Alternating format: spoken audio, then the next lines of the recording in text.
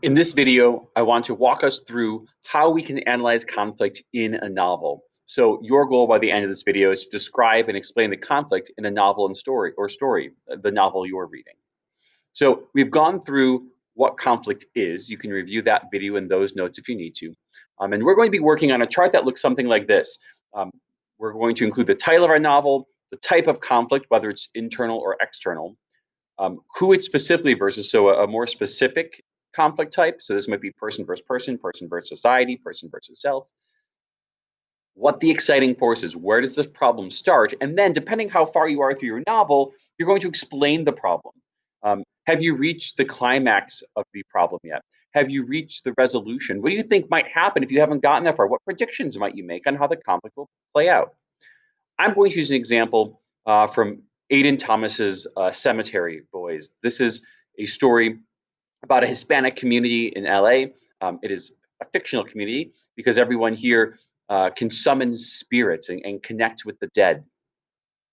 And our protagonist, Yadriel, um, is a transgender boy. So he was born as a woman, but he identifies as a man. And he is not welcomed into the community of men here.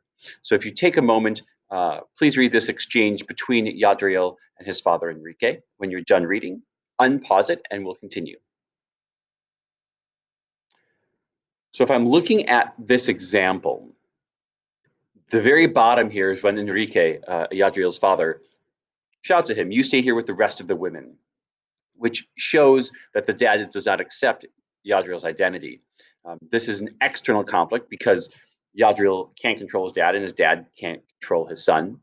So it's a person versus person, Yadriel versus Enrique. And this kind of sets up the struggle that I suspect will continue throughout the rest of the novel.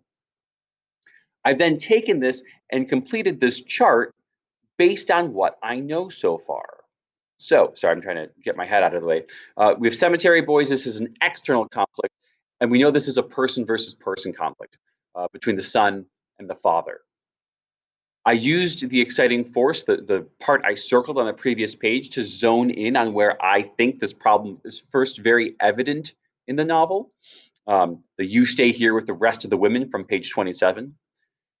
And then the rest, I explained the problem.